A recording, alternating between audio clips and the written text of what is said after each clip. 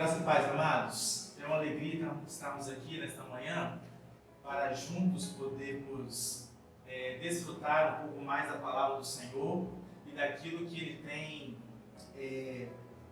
nos dado como privilégio de usufruirmos daquilo que Ele preparou para a nossa meditação.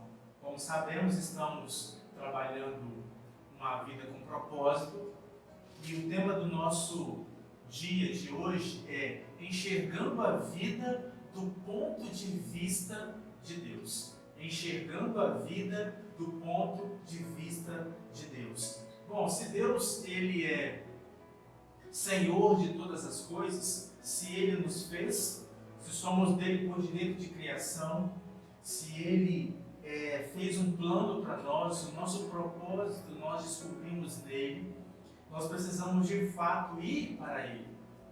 A grande questão é que nós temos o livre-arbítrio e Deus não fere esse livre-arbítrio. Até que nós, de mente própria, possamos entender que Ele é o Senhor e desejarmos então entregar a nossa vida nas mãos dEle. Nós precisamos querer que Ele seja o nosso Senhor de forma entendida. Então é sobre isso que nós vamos falar um pouquinho, vamos pensar em 3 pontos, no entanto vou esticar um apenas, acredito que nos outros nós vamos discorrer, então vamos trabalhar sem pressa, tudo mesmo dando prioridade àquilo que o Senhor tem tratado conosco. Gostaria de orar com você, feche os teus olhos, eu não sei como você passou a noite, eu sei que nós temos que agradecer ao Senhor, porque se deitamos e acordamos foi porque o Senhor nos sustentou. Vamos orar? Pai, em nome de Jesus, oramos ao Senhor, te agradecemos, Pai, por cada dia que o Senhor tem nos dado, por cada noite que, ó Pai, dormimos e acordamos, fruto do sustento do Senhor. Pai, em nome de Jesus, nós nos consagramos a Ti para viver, ó Pai, uma vida íntegra na Tua presença. Abra a nossa mente para que de fato possamos compreender a vida nesta terra e, ó Pai, vivermos experimentando a cada dia a Sua vontade, que é boa, agradável e perfeita. Então, meus irmãos que estão comigo nesse momento, podendo, ó Pai, refletir e meditar acerca da Tua palavra, que de fato, Pai amado, Teu Espírito Santo tenha liberdade de ministrar aos nossos corações, de edificar as nossas vidas. Assim oramos ao Senhor e nos consagramos em nome de Jesus. Amém. Vamos, amados, a palavra do Senhor, abra comigo, por favor, no livro de Tiago, capítulo 4, versículo 14. A expressão bíblica diz assim: você nem sabe o que lhe acontecerá amanhã. O que é a sua vida? Vocês são como a neblina que aparece por um pouco de tempo e depois se dissipa. A pergunta desse versículo que mais nos chama a atenção para esse momento é: o que é a sua vida? O que é a sua vida? Nós precisamos entender a vida. Como que a vida é para nós? Na verdade, é como eu entendo a vida se faz para mim. Tudo depende do meu campo de entendimento, do meu campo de discernimento, porque eu sou um agente de decisão. Eu penso e decido, eu penso e faço. Não tem aquele ditado popular que diz que a mente não pensa, o corpo padece?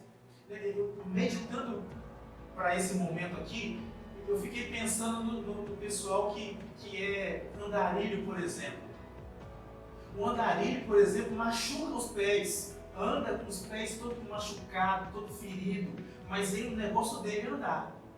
O corpo está doendo. Aquelas pessoas que dormem na rua, que têm prazer, às vezes tem casa, tem parente que ama, quer ter em casa, mas ele quer ficar na rua, passa a noite toda tremendo, gemendo de frio. O corpo está sentindo o problema, mas a mente está alienada àquilo que ele quer fazer.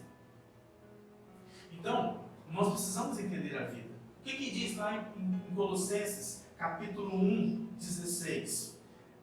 No Senhor, pois nele foram criadas todas as coisas, nos céus e na terra, as visíveis e as invisíveis, sejam trono ou soberanias, poderes ou autoridades. Todas as coisas foram criadas por Ele e para Ele. Ou nele encontram o seu propósito de existir. Então as coisas foram feitas por Ele, para Ele, e sem Ele nada do que foi feito se fez. Tudo tem um propósito, e o propósito da nossa vida está nele, e nós precisamos ir para Ele. A grande questão, o grande gargalo da humanidade é que nós temos o livre-arbítrio, e aí você pode escolher. Esta é a grande questão. Agora entenda comigo uma coisa, né? A sua vida, ela é formada como você enxerga, como eu falei ainda há pouco. Então, como que você enxerga a vida? Nós julgamos as coisas de acordo com o que entendemos. Tudo está baseado naquilo que eu penso, naquilo que eu entendo. Logo eu me coloco em ação.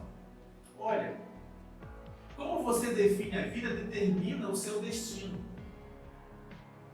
Você pode observar que as pessoas escolhem a profissão, as pessoas escolhem os casamentos, as pessoas escolhem as cidades para onde vão morar. Existem pessoas que nascem na cidade, mas estão a vida toda desgostosas com aquilo e sonham ir para outros lugares, sonham com empregos, sonham com posições, sonham com tantas coisas que nós sonhamos. Então, isso molda o nosso destino. Tudo parte daqui. A sua perspectiva, ela influencia em como você investe o seu tempo, como que você gasta o seu dinheiro, como que você usa os seus talentos, né? Como que você valoriza os seus relacionamentos. Tudo está definido a partir do momento de que você define como que você pensa, como que você fechou o seu entendimento. E nós precisamos entender que isso é fruto de uma avaliação que nós mesmos fazemos quase sempre inconsciente. Nós observamos as pessoas, gosto sempre da expressão de que quando você nasce a sua caixa de memória é zero, não tem nada. E é a partir desse entendimento do que você vê, do que você assiste, de como que são seus pais, de como que é a sua família, isso vai sentenciar a sua vida. Por isso que a expressão bíblica diz assim: instrui o menino no caminho que deve andar, porque até que ele cresça, ele não vai se desviar dele. Porque na sua infância, do jeito que você entendeu a vida, isso é como uma sentença para você. A grande questão é que chega um tempo em que Deus se apresenta para você e Ele diz que você pode mudar. Ele diz que você tem um propósito. E Ele diz que você pode mudar a partir do entendimento de que você pode escolher outras coisas diferentes daquilo que você aprendeu a ser. Eu sei que não é fácil. Fácil é continuar sendo aquilo que você de origem, logo na infância, você aprendeu a ser. Mas infelizmente, muitas coisas que nós aprendemos na infância, depois da nossa maturidade, vamos entender que não é boa para a nossa vida. Existem pessoas que são grandemente marcadas na sua infância negativamente. E você pode então entender que você precisa moldar a sua vida. Se eu perguntasse como você imagina a sua vida, qual seria a figura, né, que viria à sua mente? Algumas pessoas, né, usam a vida como se fosse uma metáfora, né? Essa figura como se fosse uma metáfora. Por exemplo, tem gente que fala assim: a vida para mim é como se fosse uma roda gigante. Tem hora que você está em cima, hora que você está embaixo, né? Tem gente que fala assim: a vida aqui é um inferno. Quer dizer que aqui está tudo ruim. O negócio pega fogo, né? O enxofrento está atrás, só para querer te pegar. Então, isso são metáforas. Né? Tem gente que acha que a vida é uma corrida, né? que acha que... Ou seja, existem vários tipos de pensamentos, várias posições. Então, o que vem à sua mente? Como que é a vida para você? Se você nunca parou para pensar nisso, você precisa parar para pensar. Porque algumas vezes isso não é consciente, isso é inconsciente. Isso é inconsciente. Muitas vezes. Às vezes nós temos mais facilidade de agir do que refletir. Né? Eu particularmente gosto muito de ter momentos de solitude, que são momentos onde eu reflito sobre a minha própria vida, como que eu estou, se eu estou bem. Isso é bom, isso me ajuda. A grande questão é que nem sempre as pessoas fazem isso. Não refletem na vida, não para de tarde para pensar como foi o seu dia. E nós que somos cristãos precisamos fazer isso. Você precisa avaliar se você pecou durante o dia. Como é que foi o seu dia? Você pecou? Muitas vezes no final do dia você pede perdão por atacado. Você fala assim, Senhor, perdoe todos os meus pecados. Sabe o que vai acontecer? No outro dia você vai pecar do mesmo jeito. Por quê? Porque você não fez uma análise do seu pecado. Você não deixou que o Espírito Santo te trouxesse à memória aquilo que não agradou a Ele, aquilo que feriu, aquilo que, de certa forma, apagou o brilho dele em você. Você precisa refletir. O que é interessante, falando sobre essas metáforas da nossa vida, como que a gente vê a nossa vida, às vezes nós externamos isso de várias formas. As pessoas frequentemente expressam suas metáforas através de roupa. Por exemplo, como que você se veste? Não tem gente que às vezes gosta de todo preto, né? Aquele pessoa que só do preto. É o jeito que ele está querendo expressar. Algumas pessoas, né, se vestem, né? Por que tem pessoas que insistem em serem decentes? O que está faltando nessa pessoa? Existem pessoas, né, que expressam através de joias. Pessoas que através de carro. Não tem gente que é fanática por carro, que é doido para ter uma Ferrari, que né, coloca que às vezes a casa é um casebre, mas o carro, né, cuida mais do carro do que da mulher. Não tem essa situação? Por que a pessoa é assim? Quais são os valores da vida dessa pessoa? Pessoas, né, questão de adesivos. Gente, tatuagem. Já parou para pensar? Né? Eu lembro que a minha filha chegou para mim e disse, pai, deixa eu fazer uma tatuagem. Eu falei, não. Mas tem gente, e ela, graças a Deus, ela obedeceu. E agora casou e não fez tatuagem, né? Mas o que acontece? Tem gente que quer fazer uma tatuagem. Por quê? Qual é a mensagem que está passando? O que atrai essa pessoa para isso? Isso é um tipo de mensagem, um tipo de metáfora, um tipo de discernimento, pelo menos naquele momento, acerca da vida. Pessoas que em determinado momento, eu sei que todo mundo aqui que está me ouvindo é adulto, vai saber entender o que eu estou querendo dizer. Né? Não me entenda pejorativamente. Não tem aquela pessoa que vai e coloca uma tatuagem. Né? Que tatuagem é essa? É uma caveira? Certa vez eu atendi um rapaz que tinha uma tatuagem na coxa, né? que era um acordo, era um pacto com o guia dele. Ele tinha um pacto com Maria Padilha e com... esqueci lá o nome do outro trem. Esqueci o nome. Mas o que acontece? Era um pacto. Era um pacto que ele tinha. Então, por que as pessoas fazem isso? Por que os espíritos querem marcar uma pessoa? Marcam com tatuagem. Né? Antigamente eram os animais que eram marcados. Mas o que passa na cabeça de uma pessoa? Como que a pessoa vê a vida? Às vezes, irmãos, não paramos para pensar. E eu quero te dizer que isso, às vezes, é em nós, isso é inconsciente. Às vezes queremos tanto vestir uma roupa de um jeito, porque vimos em alguém, isso nos contagiou e de forma inconsciente nós imitamos. E sem parar para discernir. Como que você tem visto a sua vida? Se você entende que você é de Deus, Você tem que partir do princípio que nele estão todas as coisas. Mas ele te dá um livre-arbítrio para você viver do seu jeito. E é possível até que você já tenha decidido viver para ele, mas você está sendo mais influenciado em viver do jeito do mundo do que do jeito dele.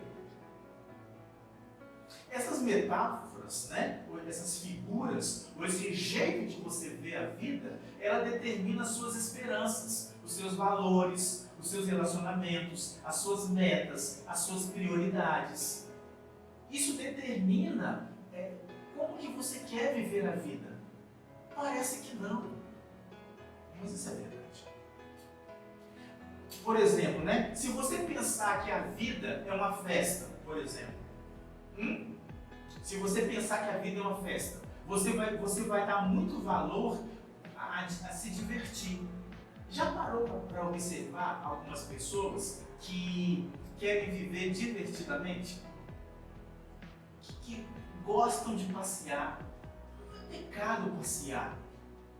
Mas a vida não é um passeio. Não é pecado gostar de uma festa. O problema é que a vida não é uma festa. Você não pode viver só de diversão, mas às vezes as pessoas elas são assim. Por quê? Porque elas precisam entender por que elas entendem a vida. E eu não estou falando de temperamento. Nós sabemos que os coléricos, que os sanguíneos, eles são muito dados à festa. Eles chegam e ele faz a festa. Mas eu não estou falando dessa expressão do jeito de ser. Eu estou falando de gostar mesmo de ir para lugares onde não depende de você. Os outros têm que fazer. Você tem que estar naquele ambiente onde os outros estão fazendo. Por exemplo, né, se a vida para você é uma corrida, você valoriza sempre velocidade. Provavelmente você sempre acha que está atrasado. Você sempre quer correr. Você sempre quer fazer as coisas com pressa. Você sempre quer fazer as coisas logo. Por quê? Porque você valoriza a corrida. Você quer sempre estar correndo. Você está sempre correndo para ler a Bíblia. Não, vou ler a Bíblia em um mês. Você tem que ler logo. Não, vou ler a Bíblia agora em 2 semanas. Né? Às vezes você faz jornadas de madrugada porque você tem que terminar aquilo, porque a sua vida é uma corrida. E às vezes a gente não para para entender isso. O que acontece? Também se você ver a vida, né, como se fosse uma maratona, né, você valoriza a resistência. Então, o que acontece? Você sempre se prepara, né, para as batalhas, você sempre se prepara para as lutas, você entende que é sempre, né, um dia de cada vez. Isso de tudo não é ruim. Eu não quero que você entenda que todas essas verdades são pejorativas. Não. Mas eu quero que você chegue à conclusão de como que você está vendo a vida. É lógico que eu não vou conseguir aqui dar exemplo de tudo, mas alguns exemplos, quem sabe você se encontre. Se você não se encontrar, peça ao Espírito Santo para que você faça uma análise dessas metáforas da sua vida. O que acontece? Vá comigo lá, por favor, no livro de Romanos, né, capítulo 12, versículo 2. O que acontece? Nós precisamos trocar os nossos pensamentos convencionais para os pensamentos do tipo de Deus. Isso precisa ser consciente.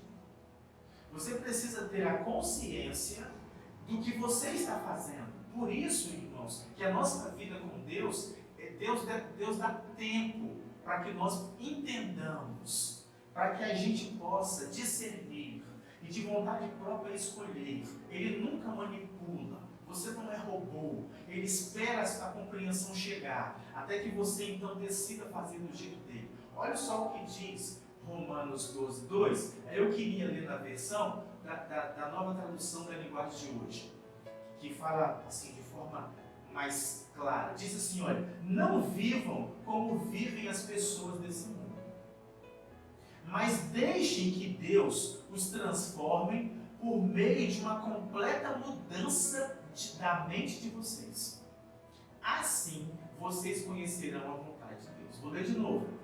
Não vivam como vivem as pessoas desse mundo, mas deixem que Deus os transforme por meio de uma completa mudança da mente de vocês.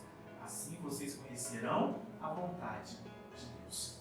Então, o que acontece? Você agora, maduro ou entendido, você precisa escolher deixar de viver desse jeito para optar a viver daquele jeito. Como? Segundo o padrão de Deus. Isso é uma escolha que precisa ser entendida. É tanto que no versículo 1 de Romanos 12, a Bíblia fala que nós temos que entregar nosso corpo como sacrifício vivo, santo e agradável a Deus, e a Bíblia fala que esse é o culto racional que você precisa entender para fazer a vontade de Deus. Aí o que acontece? Das três, eu só vou falar uma, mas existem três metáforas que a Bíblia fala na Bíblia, que a Bíblia ensina de como que Deus vê as coisas, porque sobretudo nós estamos falando hoje como é viver do ponto de vista de Deus. Eu preciso discernir como que Ele vê a vida. Eu sei que a vida, do jeito que eu vejo, tem a ver com o jeito que eu sou, o jeito que eu sinto, o jeito que eu entendo. Só que eu preciso transpor esta barreira natural para que eu possa conseguir discernir como Deus enxerga as coisas. A partir do momento que eu começar a enxergar como Ele enxerga, eu vou poder então deixar as coisas desse mundo e transformar a minha mente para o jeito que Deus vê a vida. Aí eu vou conseguir. São três. Olha só, a vida é um teste. Número 1. A vida é uma incumbência de confiança. 2. E a vida é uma atribuição temporária. Então a vida é um teste, a vida é uma incumbência de confiança e a vida é uma atribuição temporária. Essas ideias são fundamentais para dirigir a sua vida com propósito. E a Bíblia fala sobre isso. A Bíblia fala sobre isso. Eu queria, pelo menos hoje, pontuar uma. A vida na Terra, ela é um teste. Você já parou para pensar? Agora, por que a vida é um teste? Deixa eu só alargar essa introdução. Por que a vida é um teste? Por que Deus me coloca a ser testado? Porque eu não sei aonde eu vou chegar. Ele já tem um plano estabelecido aonde Ele quer que eu chegue. Eu não sei as minhas lutas daqui a um ano. Ele sabe. Então, porque Ele sabe o caminho que eu tenho que passar, Ele sabe as lutas que eu vou ter que vencer. Então, Ele providencia para a minha vida lutas, batalhas, que ao eu vencer, eu me coloco resistente às barreiras que eu tenho que passar. Para quê? Para que eu tenha músculos espirituais e eu consiga chegar aonde Ele está me levando. Porque Deus não vai me dar tentação que eu não possa suportar. Então Ele vai trabalhando comigo porque Ele quer que eu vá de fé em fé, de glória em glória. Ele quer me levar a um lugar. E para eu chegar nesse lugar, no meio do caminho eu vou ter desafio. E esses desafios, eles são barreiras que eu tenho que transpor. Então Ele é o meu guia. Na verdade, entenda essa expressão. Eu sou a missão de Deus. Eu sou a missão de Deus. Deus está me levando lá. E a missão dele é fazer eu chegar lá. E se eu obedecer ao Senhor, eu vou alcançar. E Ele faz isso como? Uma das coisas, através de testes. Deus continuamente testa as pessoas quanto ao caráter, a fé, a obediência, o amor, a honestidade, a fidelidade. Isso são formas de Deus provar você. E não precisa se preocupar, porque eu não estou falando de tentação, estou falando de provação. Provação não é uma coisa que você provoca, a tentação sim. A Bíblia fala em Tiago que nós somos tentados por causa do nosso próprio desejo. Isso eu sei. Mas a Bíblia fala que as nossas provações é o nosso próprio Deus que promove. Por quê? Porque Ele está nos levando a uma posição. Então, palavras como provação, tentações, refinar, testar, elas acontecem pelo menos 200 vezes na Bíblia. Pelo menos 200 vezes essa palavra acontece. Olha só, quando a gente vai analisar alguns personagens bíblicos, o que a Bíblia fala? Olha, Deus provou todo mundo. Por exemplo, Deus provou Adão. E o que aconteceu com Adão? Adão foi reprovado. Porque o pai falou assim: filho, está tudo aqui preparado. Na verdade, Deus preparou antes. Quando botou Adão no Éden, o jardim já estava pronto. Porque Deus fez o Éden para Adão. Quando Deus leva, o jardim já estava pronto. Falou: meu filho, está tudo pronto aqui para você. Você pode usufruir de todas as coisas aqui. Mas olha, guarda o dízimo. A primícia. 10%, olha, isso aqui não mexa. Essa árvore que está no meio do jardim, isso aqui é meu. Não toque. Não toque, porque isso aqui é minha. Se você tocar no que é meu, você vai morrer. Adão reprovou. Ele tocou aonde não deveria tocar. Foi um teste. Foi uma prova. O que acontece? Quando você pensa lá em Abraão, por exemplo, Abraão foi aprovado. Por quê? Deus prometeu para ele um filho. Sabia que Abraão era doido para ser pai. Um homem com 75 anos ainda não tinha pai, não tinha filho. Ele era um tiozão e Deus promete: vou te dar um filho. Deus demora 25 anos para dar o filho que prometeu a ele. Ele tinha 75 quando Abraão vai ter o filho, já tinha 100 anos. Deus dá o filho para ele, depois de 17 anos Deus pede o filho a ele.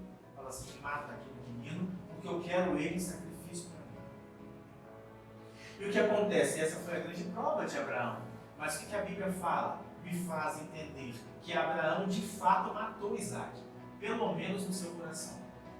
Ele não cravou o punhal, mas no coração dele, ele precisou matar. A Bíblia fala que na hora que ele levantou a arma para terminar, que estava certo no coração dele, que era a única coisa para fazer, Deus bradou do céu e falou: Abraão, não faças nenhum mal ao garoto, porque eu já vi que você é fiel, que você iria me entregar ele. Então, no coração dele, Deus viu o que aconteceu. Por causa disso, ele foi aprovado. Deus testa as pessoas. Deus testou também Jacó. Jacó precisou ser aprovado. Por quê? Porque o nome Jacó já significa trapaceiro. E um camarada enrolado. Um camarada que dá, como diz o ditado popular, dá nó em pingo d'água. A questão é que ele fez uma promessa para Deus que ele de fato ia ser um homem agora íntegro se o Senhor estivesse com ele. Ele foi para a casa do tio. O tio, então, ele disse que estava apaixonado pela filha. O tio prometeu a moça para ele. Falou: no entanto, você tem que trabalhar para mim 7 anos. E por ela, ele trabalhou 7 anos. E no dia do casamento, a moça estava com véu. E ele casou. E ele foi para a tenda. Mas de manhã cedo, quando estava claro, ele viu que não era a que ele queria. Era a irmã dela.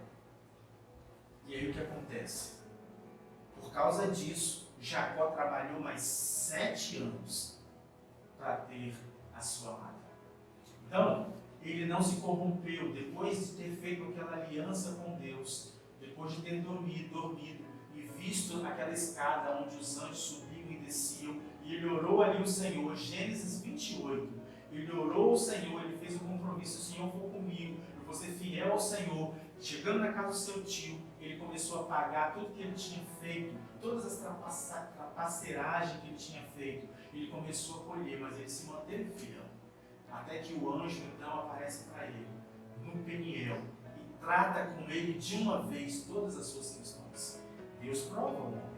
Deus provou também Davi por diversas vezes. Deus também provou José. Deus também provou Ruth, Esther, Daniel, por aí vai. Então, na verdade, entenda uma coisa, que os testes, eles tanto desenvolvem, né, o seu caráter, né, porque ele vai demonstrar quem você é. O teste é uma forma de externar o que está dentro. Porque sabendo o que vai acontecer, Deus quer antever quem é você. O que você está fazendo? Quem é você no seu secreto? Quem é você quando ninguém está olhando?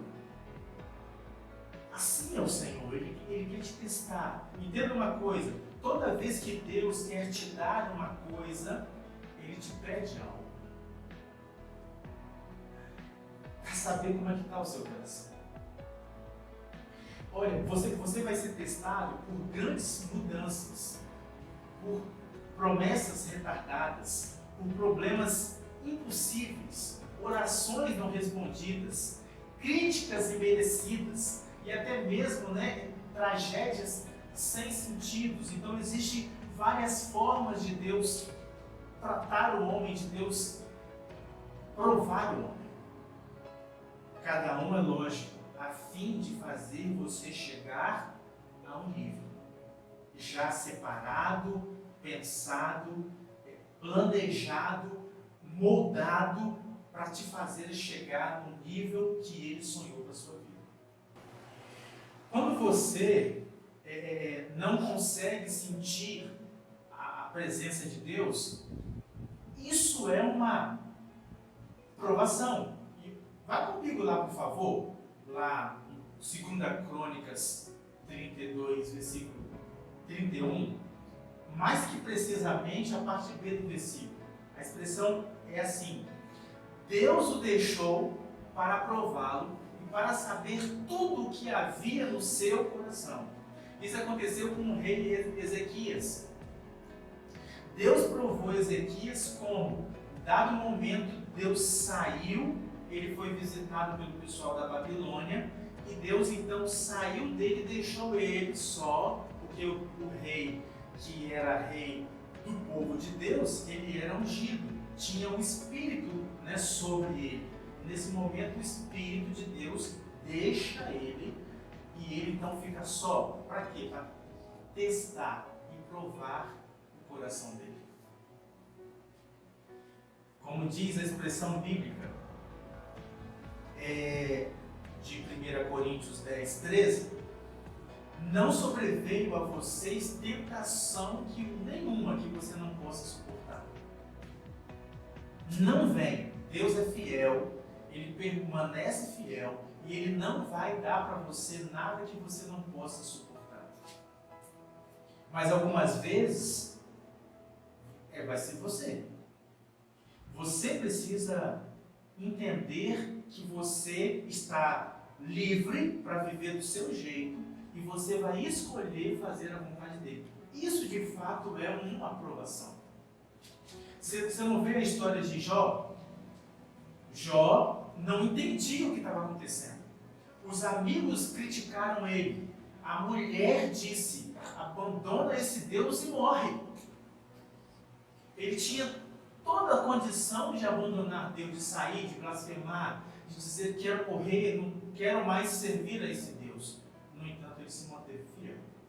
Então, uma provação te dá também a condição de você não permanecer, apesar de toda provação não ser suficiente para, por ela só, promover a queda a você. Toda provação é suportável, mas toda provação é uma porta aberta para você abandonar Deus. O que você tem que fazer é se manter convicto, fiel, de que você quer Ele.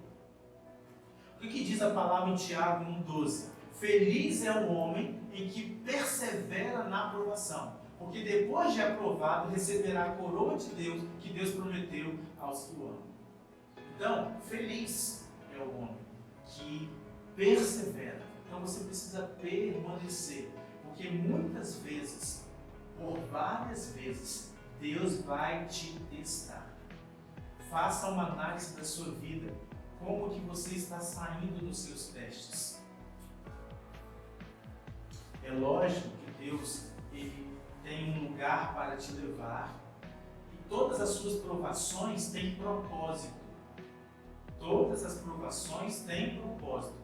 Suas provações querem te dar resistência para um lugar que você está chegando ou para o lugar onde você está indo.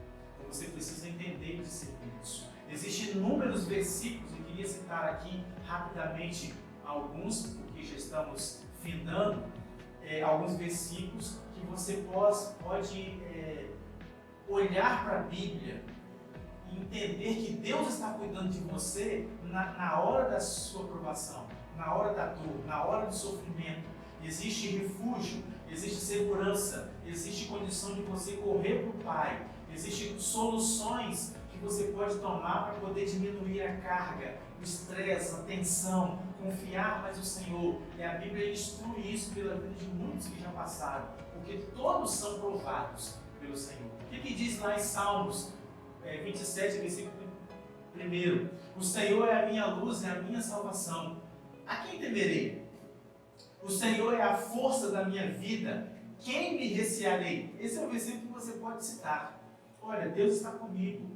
Ainda que venham as provações, que venham as lutas, que venham as dificuldades, o Senhor está comigo. Creia na presença do Senhor de que as fases difíceis irão passar. Isaías 41:13. Porque eu, o Senhor teu Deus, te tomo pela tua mão direita e te digo, não temas, porque eu te ajudo. Palavras do próprio Senhor, 1 Pedro capítulo 5, versículo 7, lançando sobre ele todas as vossas ansiedades, porque ele tem cuidado de vós. A ansiedade é pecado, como nós sabemos. Porque pecado é preocupação é dúvida, né? A preocupação é uma dúvida, é uma incerteza, e a dúvida é incredulidade. Incredulidade é o oposto de fé. Sem fé é impossível agradar a Deus. Então saia desse lugar, porque esse lugar não é bom para você. O que você faz com as suas ansiedades? Lança sobre Ele. E creia que Ele tem cuidado de você. Então não há lugar para você estar a não ser no descanso do Pai. Amém? Filipenses 4:13 diz assim, posso todas as coisas em quem? Naquele que me fortalece. Tiago 1:12, bem-aventurado o varão que sofre a tentação, porque quando for aprovado, receberá a coroa da vida, o qual o Senhor tem prometido aos que o amam. Acabamos de ler esse versículo ainda há pouco. Romanos 8:22, e sabemos que todas as coisas contribuem juntamente para o bem daqueles que amam a Deus, daqueles que são chamados para o seu propósito. Então são verdades bíblicas e convicções que você precisa ter, de que Ele está com você. Provérbios 3, 5 e 6 diz assim, confia no Senhor de todo o teu coração e não te intrigues no teu próprio entendimento. Reconheça-o em todos os teus caminhos e Ele endireitará as suas veredas. Então creia que Ele está com você. Ele vai promover em você tudo o que é necessário. Agora, tenha certeza que Ele vai te provar. Tenha certeza que Ele vai te testar. Porque uma pessoa só pode ser aprovada se ela for provada. E as provações de Deus não são para te reprovar. Elas são para fazer com que o seu nível cresça, para que você adquira um nível melhor, para que você vá de fé em fé. Você já está em glória ou você vai para outra glória. Essa é a vontade do Senhor. Que o Senhor nos abençoe. Que o Senhor nos faça crescer no entendimento da sua palavra. E que você possa assumir a postura de quem está sendo provado. Que você não baixe a guarda. Que você persevere no Senhor. Que você fique firme no Senhor. Porque depois de ser provado, você vai ser provado. Deixa eu orar por você. Pai, em nome de Jesus, eu oro com cada pessoa que ora comigo nesta manhã. Que o Senhor possa abençoar os teus filhos, Pai. Eu não sei quais são as lutas, quais são as provações que eles têm passado. Eu só sei que, mediante a tua palavra, o Senhor nos garante, nos faz entender que o Senhor nos prova. E o Senhor nos instrui, ó Pai, que nós temos que ter por motivo de grande alegria quando nós passarmos por várias provações. Porque nós precisamos saber que as provações vão nos levar a um lugar. Nós vamos ter paciência, nós vamos ser perseverantes, nós vamos chegar no nível de ser uma pessoa perfeita, completa no Senhor. O Senhor está construindo em nós algo bom e nós queremos isso, Pai. Nós queremos que o Senhor construa em nós os teus propósitos, os teus planos, para que sejamos de fato a imagem do Deus vivo aqui na terra. Para que de fato as pessoas possam olhar para nós e ver Jesus em todo o tempo. Pai, obrigado, Senhor, porque o teu amor nos constrange, o teu amor nos molda, o teu amor nos capacita, o teu amor nos eleva, o teu amor constrói em nós algo que só pelo Senhor nós vamos conseguir.